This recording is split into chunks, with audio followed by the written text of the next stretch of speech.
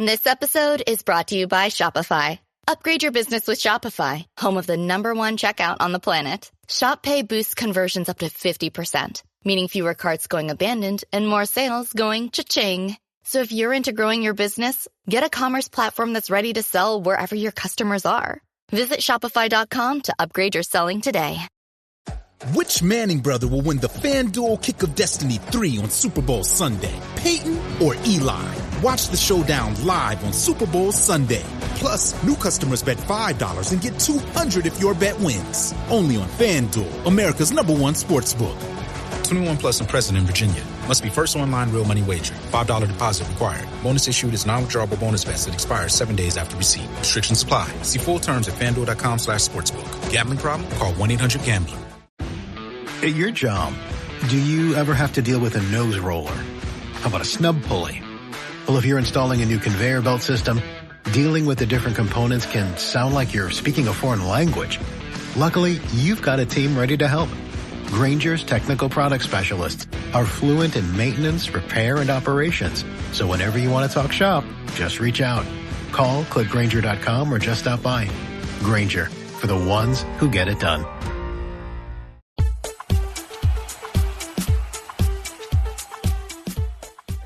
Hello and welcome to 1865, the Nottingham Forest podcast. It is Friday, the 7th of February 2025, and it's time for our Friday 5 news roundup. And we'll also have a brief preview of Forest's match in the FA Cup coming up against Exeter on Tuesday. My name's Rich Ferraro, and in just a few minutes I'm going to be joined by my good friend and podcasting colleague, the Maradona of the Midlands. But first of all, while Jamie's still away, this week you get a bonus slice of George Edwards over at the 1865 news desk. Hi, I'm George Edwards, and this is your Friday 5 news roundup for this week. Your headline is that the January transfer window closed on Monday night, signifying one of the quietest windows since Evangelos Marinakis took charge of the club in 2017. Forest made 2 deadline day acquisitions, signing Tyler Bindon from Reading and Joe Nadala from Manchester City. Promising New Zealand centre-back Bindon joined the club for an undisclosed fee from League One side Reading, signing a deal until 2028. The 20-year-old international signed for the Royals in 2023 and has made 75 appearances since, with the aggressive defender one of League One's hottest prospects. Bindon will finish the season on loan at Reading as they chase promotion, as the question must be asked as to whether Bindon is seen as the long-term replacement should Forest lose Murillo. More on that later. The Reds then squeezed through another deal as under-19 England international Joel Nadala joined the academy side on loan from Manchester City, having spent the first half of the season on loan at PSV's youth team. It's unlikely the promising 18-year-old winger will feature in the first team, with Forest having the option to make his deal permanent for £4 million at the end of the season. The deal also subject to a 20% sell-on clause should Forest take the option. In terms of outgoings, James Ward-Prowse's loan from West Ham was terminated, with the new Hammers boss Graham Potter aiming to utilise the midfielder in his squad for the remainder of the season. In total, Ward-Prowse made 10 appearances for Forest, perhaps his most memorable moment being the sending off at Stamford Bridge, also contributing with an assist off the bench for Taiwo Awoniyi against Wolves, with the decision to terminate his contract a sensible one, given the return of Ibrahim Sangare and Danilo's fitness. In terms of other deadline day outgoings, Emmanuel Dennis was loaned out to Blackburn Rovers on the same day that they signed former Forest fan favourite Yuri Ribeiro, as the club also waved goodbye to academy graduate Finn Back, who joined Wycombe Wanderers permanently. Furthermore, midfielder Lewis O'Brien joined Swansea City on loan, and 20-year-old midfielder Ben Perry signed for League One Northampton Town on loan, both until the end of the season. A window for the future then, as the first team goes, with the 2 key contract renewals of Chris Wood and Murillo, and keeping hold of Taiwo Awoniyi, proving the owner's confidence in what Nuno and the side are doing this season. On to the second news story, which is that Forest have jetted out to Dubai on a warm weather training camp following their historic 7-0 win against Brighton last weekend, with goals from Morgan Gibbs-White, Nico Williams and Jota Silva, as well as a hat-trick for Chris Wood and a hat-trick of assists for Anthony Elanga, earning the club a lot of plaudits. It was the first time Forest have scored 7 without reply in the Premier League, as they reversed the damage done to their goal difference the week before at Bournemouth, in a game that also marked Morgan Gibbs-White's 100th appearance for the club after signing in summer 2022. After the win, it emerged that local pub, the Gedling Inn, offered supporters watching the game inside 3 pints for every Forest goal, a stunt that has gone viral after over 300 pints were handed out free of charge. Landlady Becky Webster has seen global response to the story, with various TV appearances this week, as club ambassador John McGovern paid visit to the pub to hand over a personalised shirt and complimentary tickets to the club's next home game against Manchester City. Following the match, the squad took off from East Midlands Airport on Sunday at 10:30 to a warm weather training camp in Dubai, with team bonding at the heart of the trip, along with training and fitness sessions. Videos have emerged from the club's social media pages of some of the training sessions in the heat, along with the usual Ala Aina Snapchat behind-the-scenes stories, showcasing some of the squad's attempts at diving, with Aina in particular seeming rather wary. Fingers crossed then that none of these activities end in tears, as Forest will fly back on Saturday ahead of their ridiculously scheduled FA Cup 4th round tie on Tuesday night in Exeter. Next, onto Forest Women, who secured 3 points in their bid for promotion from the National League North last Sunday with a 2-0 win away at bottom side Halifax Town. First off goals from Minnie Chandarana and Charlie Welling secured the victory, seeing Forest claim top spot after title rivals Wolves drew, the Reds also with a game in hand. The game was played following transfer deadline day, where Forest made 3 signings to bolster their promotion push. Northern Ireland international Megan Bell was the first through the door, as the midfielder signed from Rangers on a permanent deal. Sophie Highwood was next, signing on loan from last season's National League North champions Newcastle United, as manager Carly Davies secured the attacking option she desired, having worked with Haywood previously at Aston Villa. Forest rounded the day off by signing striker Holly Turner from #United on a deal until the end of the season, with 14 goals so far in the Southern National League. The signings come ahead of a triple header at the City Ground for the girls this week, with Liverpool, Feds, Rugby Borough and Wolves all heading to Trentside over the next 7 days. Next, in keeping with the transfer theme, it has emerged this week that Nottingham Forest owner Evangelos Marinakis refused to consider an offer for Murillo from Chelsea during the transfer window, an offer that, if accepted, would have broke the club record sale. John Percy from The Telegraph also revealed that funds were available for Nuno to strengthen the squad, but it was no surprise to see the Portuguese manager opt to stick with what he's got, favouring small and tight squads throughout his career. Forest did make an effort to sign striker Joanne Wisser from Brentford, seeing an offer of 18 million plus add-ons rejected for the Congolese international, with Forest keen to revisit the potential purchase in the summer, with also reported interest in Crystal Palace striker Jean-Philippe Mateta. Percy's article also lamented the frustration felt by the Forest hierarchy following the club's draw with Liverpool, with their win-at-all-costs mentality being felt at all levels of the club. Finally, and a widely circulated rumour was confirmed by multiple reliable sources this week, that the City Ground will host England's non-Wembley Summer International against Senegal on June the 10th, 3 days after a game away at Andorra this summer. It will be the first England game at the City Ground since a wartime fixture in 1941, with the FA said to have been impressed by Forest's hosting of England's under-21s in October 2023. This also builds into the suggestion that construction work will start on the Peter Taylor stand in 2026 rather than 2025, with the question begging as to whether the likes of Morgan Gibbs-White and Elliot Anderson will feature for their country on true home soil. That's it for this week's news. Back to you, Rich.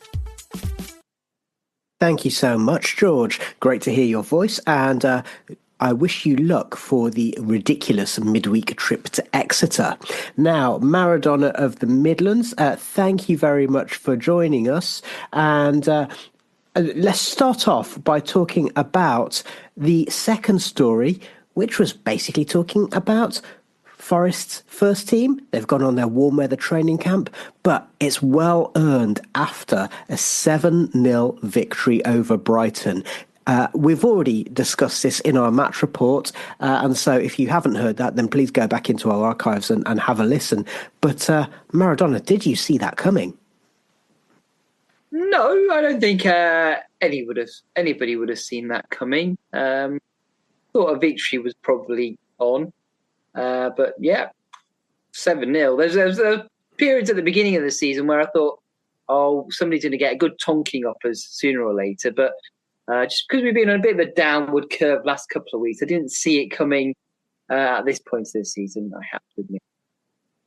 And So with the club going on their warm weather training camp, I mean, obviously there's quite a lot of hijinks. A couple of things that come to my mind. Number one, it's something that Nuno has apparently done regularly in his managerial career to kind of take the team away mid-season just to have a bit of training, bit of bonding, get them out of the cold.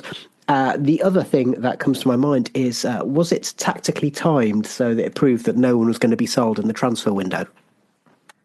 I don't know about that. I think they probably knew they weren't going to sell anybody anyway. It would be madness to consider letting any of the first team squad go at this point. I would think money doesn't seem to be an issue for Forest hierarchy these days. So I couldn't imagine any. They could have put in a world record transfer bid for Murillo, and I don't think we would have sold him. So, no, I just think it's probably nice to get away, have some vitamin D, warm up the old bones up. Although I'm not sure if it's good preparation for a cold Tuesday night down in Exeter.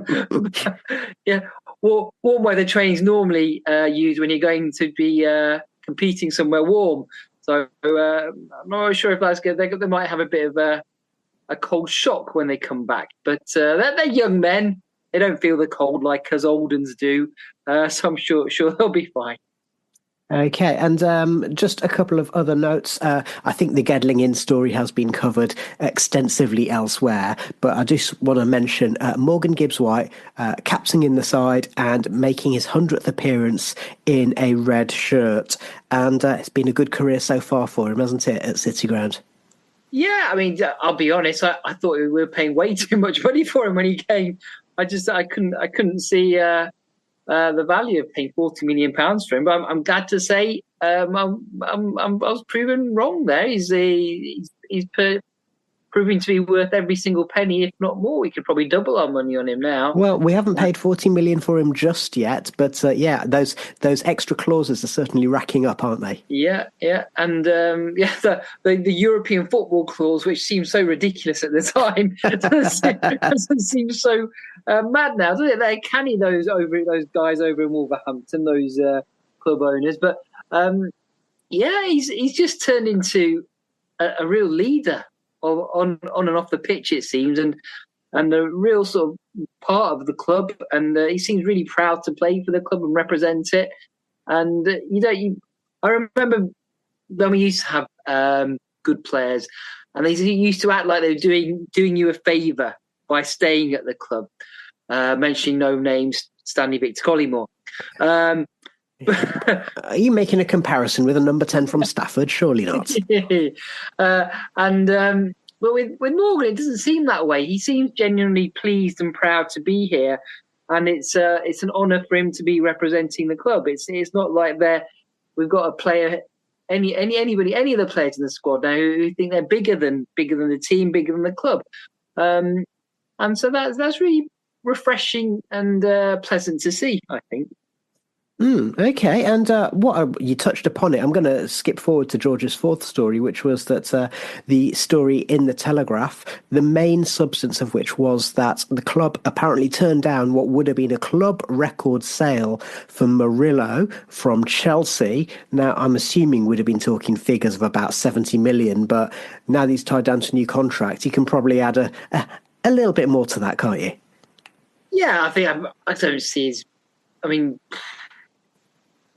anywhere south of 80 million, I don't see us even considering it. I don't see why we would. He's, as I said before, we've got no financial pressures, it seems. And if he is as good as we think he is, I don't think we'd let him go to Chelsea. I think for the good of his own career, we'd probably want him to go somewhere where he'd really elevate his career. So you've got to be a Real Madrid or a Barcelona or something. Rather than taking a step down the Premier League. Yeah, rather than taking a step down to Stamford Bridge.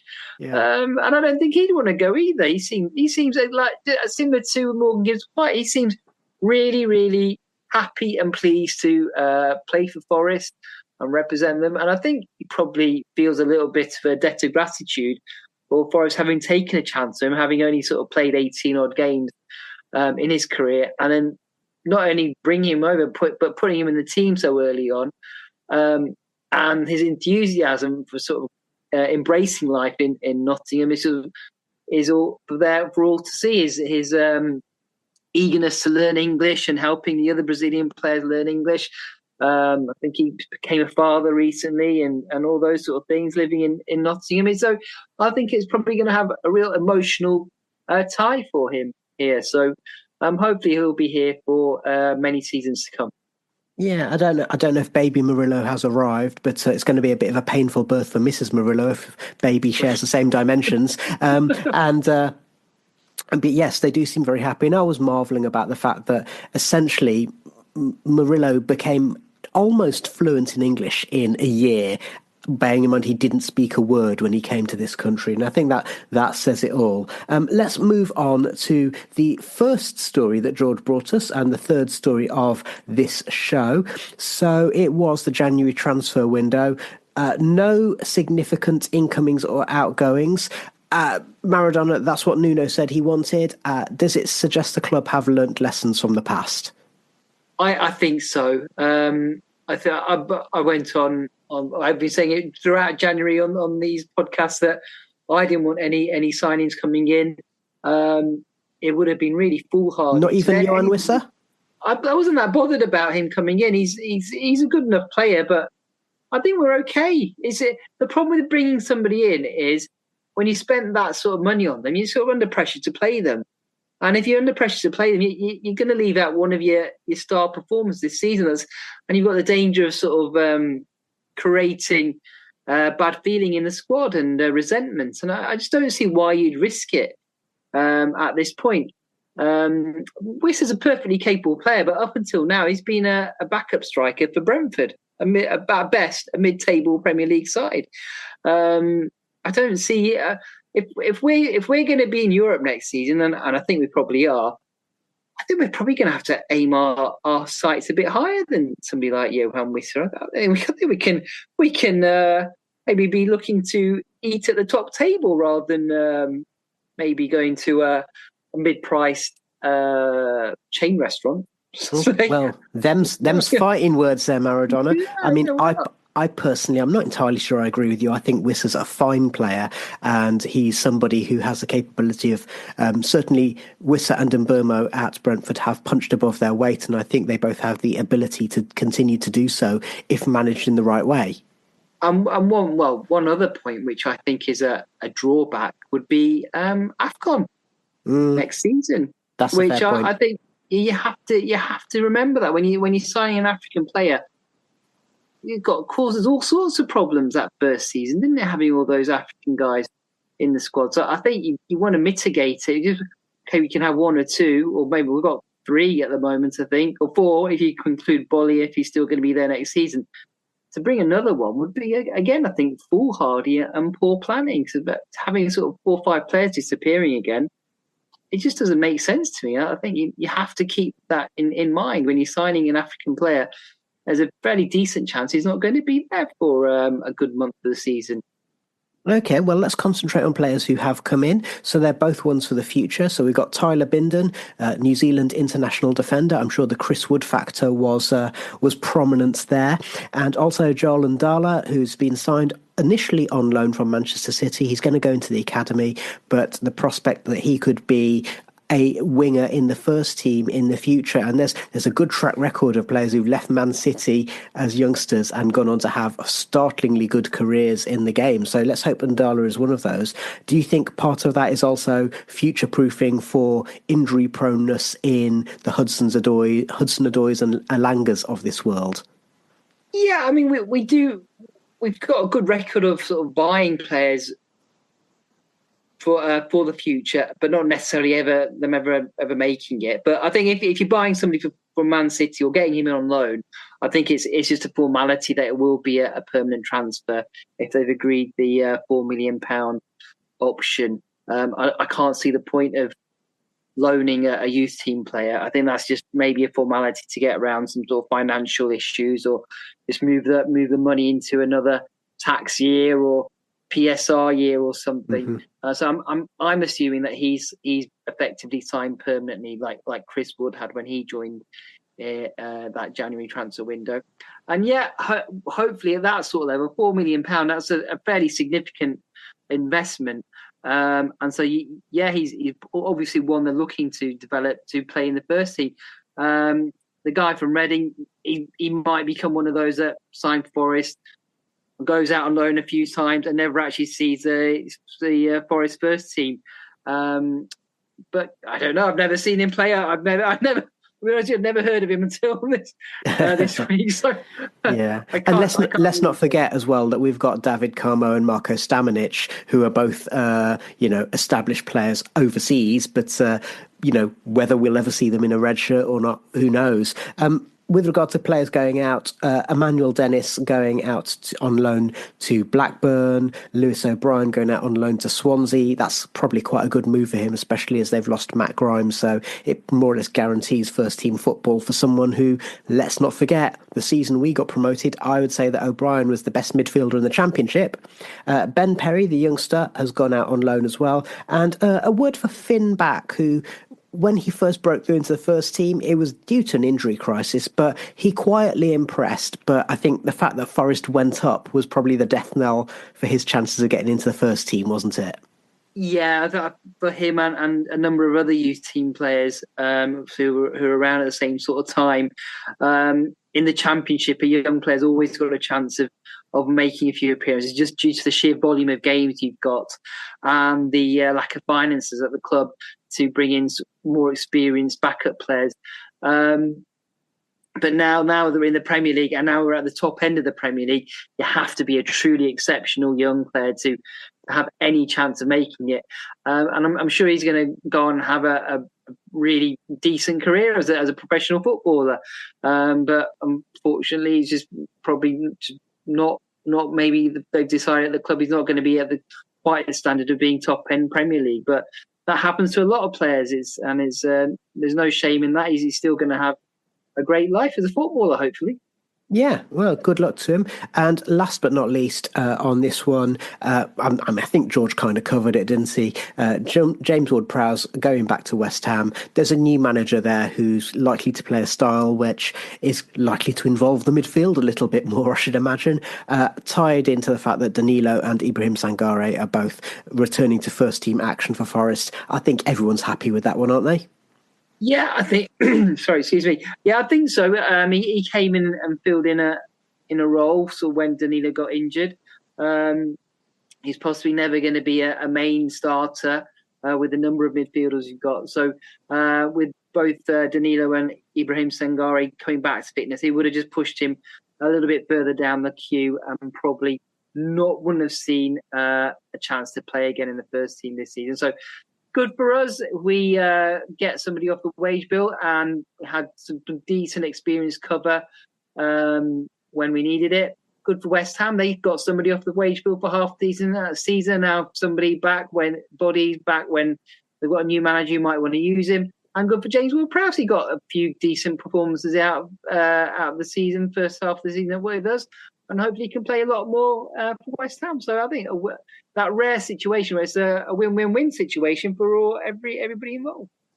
Yeah, absolutely. And we will be back in just a minute to talk about Forest Women and also the City Ground hosting an England match. And we'll also have the results of our recent Billy Davies competition. And that will come after this.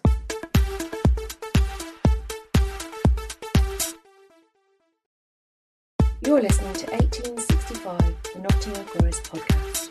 Welcome back to the 1865 Friday 5 show with me, Rich Ferraro, and him, the Maradona of the Midlands. And it's time to just announce our competition winner. So you may have noticed we've been running a giveaway to go and see the Billy Davies audience. It is what it is at the Albert Hall on the 20th of February. And the winner of the 2 tickets is Simon Hall.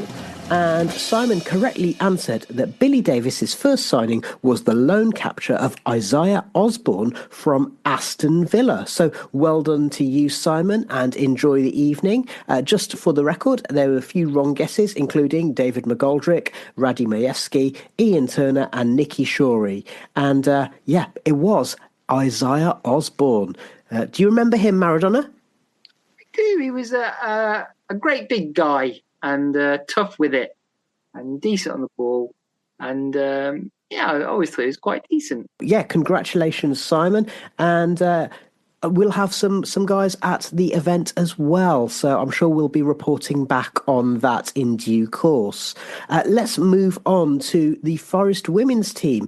And it was a win for them to restore them to the top spot in the league with goals from Millie Chandarana and another goal for top scorer Charlie Wellings.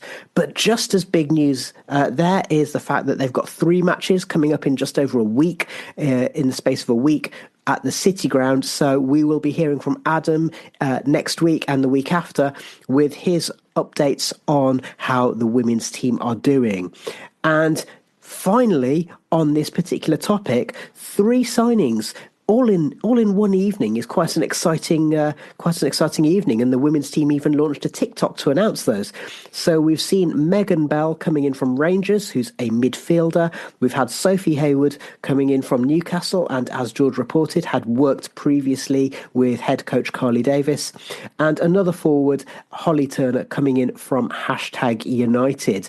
And it's really about strengthening from making the squad better from a position of strength, rather, Maradona, isn't it? Because Forest have, apart from when they've a couple of weeks here and there, have been consistently at the top of the league, and that's when you want to add extra players, extra experience, extra know-how, and some cases just simply extra bodies to cover for any injuries, fatigue, and so on. Yeah, I guess so. And also maybe they're building for next season as well, with the hope that the promotion is coming, and then maybe they're just improving the squad generally and just getting ready. And I got to be honest, don't follow the women's game as closely as I do the men's game, but they always seem to be doing well, and people running it seem to know what they're doing. So let them crack on. Yeah, I mean, I think one thing that if you are new to the women's game, I think it's worth pointing out that quite a lot of the signings that they've made in the last 6 months, they've signed quite a few players who've got experience of playing at a higher level. So there's definitely that, well, as we heard with the men's team, a win at all costs mentality. The club are clearly backing the women's team to not only get success this season, but to be able to challenge straight away to go up to the WSL. So long may that continue. And then last but not least, in today's roundup, we have got the news that the City Ground is going to host an England international. Is that a surprise to you, Maradona? It very much is a surprise to me, because we've got one of the smallest grounds in the Premier League. So I would have thought the FA would want to maybe put it up at a bigger ground, get some more of that coinage in that they like so much. Any suggestions? I don't know. I'd have thought Villa Park would be the obvious one if they want to do something in the Midlands, but yeah. So what is it? Is it some sort of concert going on at Wembley that day? I don't know. Why would it be here? Well, they're trying to have a match in the provinces every once in a while, so that the great unwashed north of Watford Gap can attend. Yeah, but I mean, I suppose you don't know. Clubs have. I don't know why. I don't know. I suppose we're as good a place as any to have it. I remember the last taste of international football we had was back in Euro '96. I think that's the last taste anyway. And I've got to be honest, the good people of Nottingham weren't exactly enthusiastic about going to watch Turkey against Portugal on a wet, rainy night, and. Or some of the other matches, Croatia against Turkey, they were quite empty. So I think 1865 Dad enjoyed it. Yeah. But with England, I'm sure it'll be a sellout. I don't know if I'm guessing you probably don't get any preference if you're a Forest season ticket holder, because There aren't enough seats to go around, I guess. Well, yeah, and there's Club England and everything as well, so they've got lots of members. So people who like to go to the odd England game, and they make the long journey down to Wembley on a dark Wednesday night. So it'd be nice for them to maybe have a more local game. And it's good, isn't it? You might say, oh, who are the good England players these days? Oh, Steven Gerrard, Beckham, Bobby Moore, all those. I can't wait to see them. Gaza, not seen him play for a while. That'd be good. See them all. Yeah, and the other part of that story is obviously that it's been reported that all things being equal, the ground redevelopment will take place in the summer of 2026. Is there any point talking about that, or is it just like, let's just wait and see? Well, I've wasted my entire life sort of thinking about Forest City ground development. So until it happens, I don't even want to think about it anymore. It's just, when it happens, it happens. It's there's bigger things to worry about, let's say. But as we discussed a few weeks ago on this very show, the fact that Fosters and Partners are now going to be in charge means that when it happens, it might look really quite spectacular. So let's see when it happens, shall we?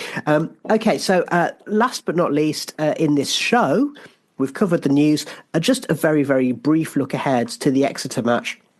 I'm pretty certain that Nuno's going to ring the changes, isn't he? Yeah, I would guess so. You think Taiwo would get a run out. Big Carlos in goal. And yeah, hands like shovels, I tell you. Well, how do you know? You can see them. I guess, all right, yes. And so it'll make a few changes. And probably similar to the third round, may have the big guns on the sidelines, ready to come on if needs be. It'll be quite a long time between the two Premier League games, so you might want to give some of them a bit of a run out just to keep the engine warmed up, ticking over. You know, you don't want to let it lay idle for too long. The brakes freeze up and what have you. And quite as many people have discovered over the last few weeks. And really, there's no replays anymore, are there? So Forest will be looking to win, and they will be looking to do it with the minimum level of fuss. Would you say? I'd say so. I think they want to go down there, maybe score a few goals. I think after 7-0, I think they probably set a bar there now. That's the par minimum scoreline we should expect every single week from them now. So at least 7 goals a game. So let's go 12-0 this time. Okay, you heard it here first, everyone. So I want to say thank you very much to you, Maradona the Midlands. Thank you to George for sitting in at the 1865 news desk. For fans of our occasional game show, Football Terrorists, you'll be glad to know we're recording an episode this weekend, so that will be in your feed early next week, and we hope that you enjoy it. And naturally, we will be reporting back from Exeter. Yes, George is making that long, cold, dark journey down to the southwest, and he will be reporting back afterwards. And we'll have all of our usual gubbins next week, including another Friday 5, and of course the match report when the men's team resume league action. Until then, thank you very much for listening, and come on, you Reds.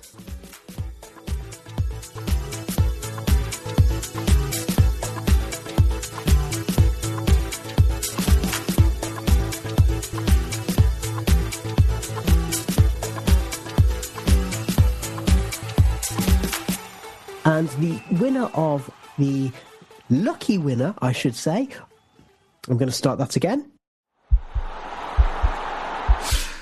This podcast is part of the Sports Social Podcast Network.